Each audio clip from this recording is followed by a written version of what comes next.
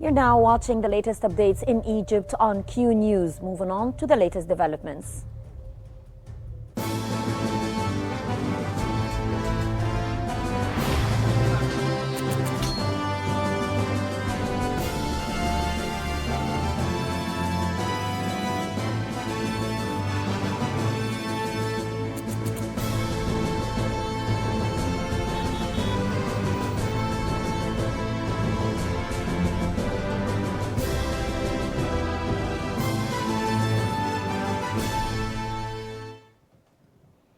President Abdel Fattah al-Sisi has bid farewell to the Algerian President Abdelmadjid Tebboune at Cairo International Airport following his visit to Egypt. The two leaders agreed to enhance the distinguished bilateral relations between Egypt and Algeria, reflecting their alignment on various regional and international issues.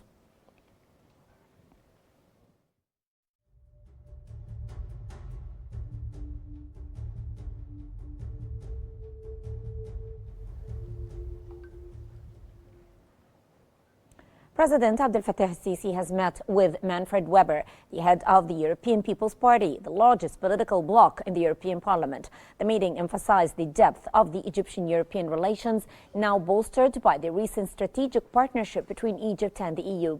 President al-Sisi called for concentrated international efforts, particularly from the EU, to advocate for a ceasefire in Gaza and Lebanon, halt aggression in the West Bank, and ensure the prompt delivery of humanitarian aid. Weber further commended Egypt's standing in Europe and expressed a commitment to strengthening mutual cooperation.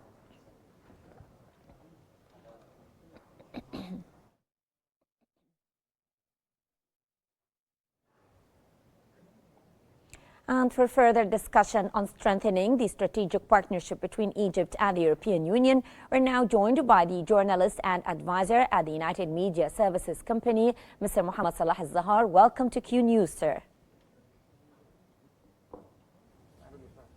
Welcome. Sir, what are the key elements of the new strategic partnership between Egypt and the EU, and how does it differ from previous cooperation frameworks? In fact, this year, 2024, has witnessed an outstanding development in the relations between the European Union and the Egyptian state. And let's say that this development is within the framework of is within a more important framework because the relations are elevated to a level known in the diplomatic context as the comprehensive strategic partnership. How does Egypt's geopolitical importance, particularly in relation to the Gaza conflict and regional stability, shape its relationship with the European Union?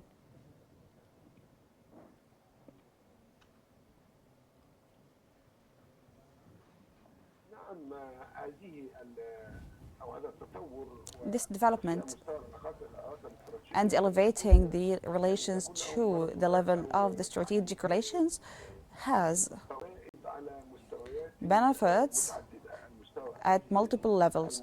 First, the political level, second, the economic level, and third, the level of the bilateral relations between Egypt and all the European Union countries. Talking about the political relations, we can say that the establishment of these relations means support from the European Union to the Egyptian stance in all the political matters, in particularly the ongoing war in Gaza for a year now, which means that the policy pursued by Cairo is supported by the European Union, which is a positive indicator from the side of the European Union member states due to the political size of Egypt in the region. As for the second benefit, which is the economic benefit, because there's an economic cooperation for a long time between Egypt and the European Union, but elevating the relations to a strategic level benefits Egypt from the European Union and from the cooperation by the European Union in a manner enabling the Egyptian state to implement the program of the economic reform despite of the international and regional challenges that directly influence the economy of many countries in the region. Another cooperation between the European Union and Egypt, or this distinguished relation, casts its benefit on a very important matter, which is the irregular migration. We are aware that Egypt is managing a comprehensive, preventing and protective of any attempt of irregular migration targeting sneaking inside the European Union member states. That's considered to be a kind of violation and harmful for the economy and the policy for these countries, because Egypt is overlooking a very important outlet, which is the Mediterranean Sea. Egypt managed to prevent all the attempts of migration that were targeting the regional or the international waters in the Mediterranean. Over the past 8 years, there was a full control by the Egyptian government and the Egyptian authorities in preventing all the attempts of irregular migration. Another important point is a mutual benefit for both Egypt and the European Union, which is combating terrorism. The support provided by the European Union to Egypt, because Egypt has a great and well-established experience in the field of combating terrorism. This support is provided at a large level of dealing between the European Union and Egypt, and through which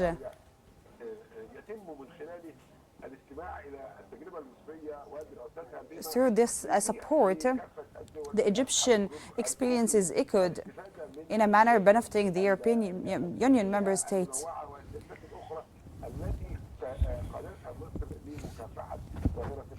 To benefit from the experience of Egypt in combating terrorism over the past 10 years.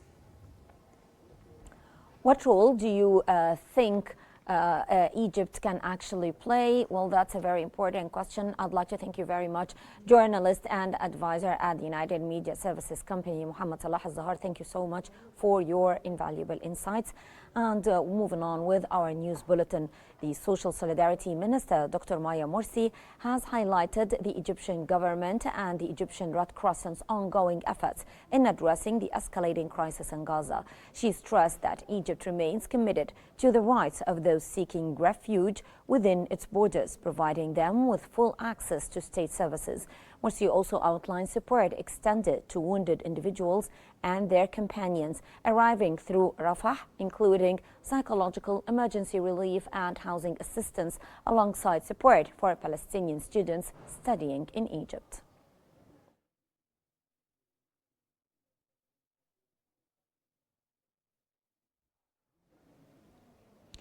Environment Minister Dr. Yasmin Fuad has arrived in Cali, Colombia for the high-level segment of the United Nations COP16 Biodiversity Conference, which will run from October 29th until November the 1st.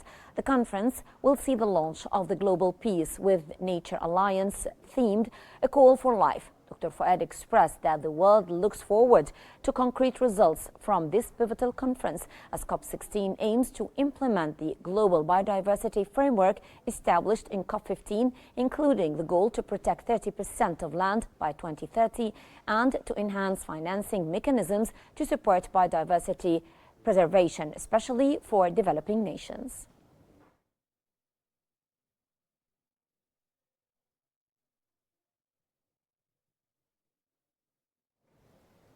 The Information and Decision Support Center under Egypt's cabinet has released a report highlighting Egypt's substantial progress across various global indices from 2014 to 2024. The report showcased Egypt's success in the Global Retail Development Index, a benchmark guiding investments in emerging retail markets.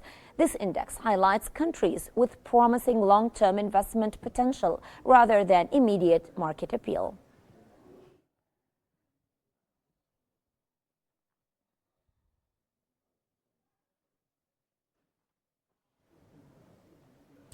The Ministry of Education and Technical Education has launched a campaign entitled School is a Place for All in collaboration with the British Council and the UNICEF. The campaign aims to raise awareness around the importance of including students with special needs and disabilities in Egypt's inclusive schools. This aligns with the ministry's vision for comprehensive education and Egypt's Vision 2030, which aims to ensure fair access to quality education, promote inclusive practices, and encourage positive attitudes towards diverse learning needs.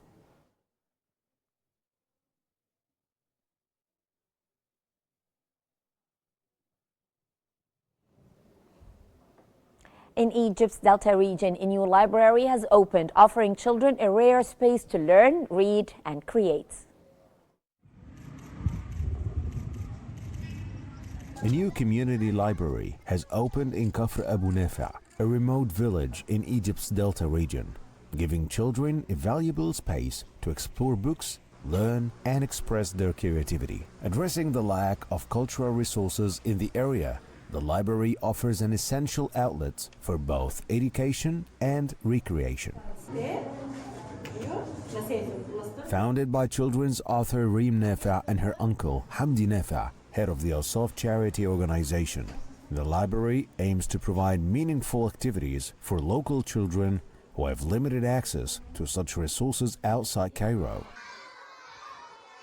The library serves not only children, but also welcomes youth, women, and men, encouraging volunteers to share knowledge typically inaccessible in rural Egypt. Open 6 days a week, it operates on a structured schedule, with children attending an assigned slot twice weekly due to limited space and high demand. Since its launch a year ago, the library has become a community hub for learning and engagement. Reem hopes to expand this model to villages across Egypt and is already developing a similar project in Mansoura. Establishing these spaces in remote areas is vital for fostering creativity, learning, and a sense of belonging, particularly where cultural services are scarce. In economic news, President Abdel Fattah el-Sisi has met with Eni CEO Claudio Descalzi and senior executives to discuss enhancing the economic partnership between Egypt and Eni. Descalzi praised the Egyptian government's efforts to create an investor-friendly climate, highlighting Eni's commitment to expanding its role in Egypt's energy sector, which presents significant opportunities for local production and export. President el-Sisi emphasized the importance of the Egypt-Eni relationship as a reflection of strong Egyptian-Italian cooperation. He reiterated the government's dedication to improving the investment landscape and maximizing benefits from the energy sector.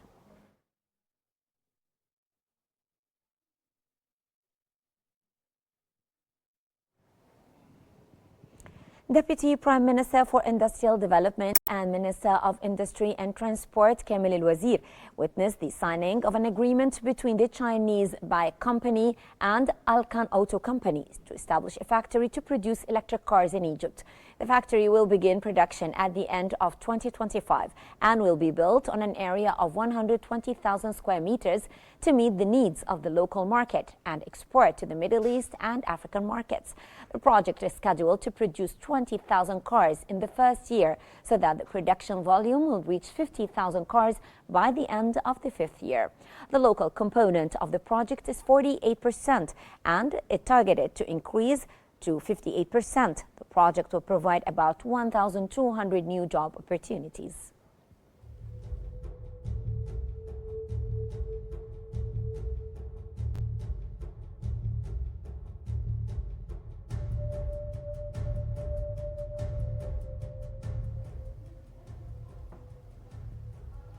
And that brings us to the end of our news bulletin. Here is what we have been covering. The Egyptian president bids farewell to the Algerian president following his visit to Cairo.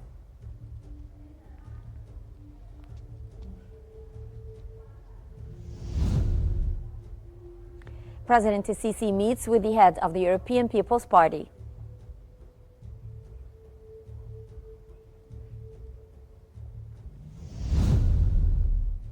And the Egyptian Social Solidarity Minister highlights the government's role in addressing the escalating crisis in Gaza.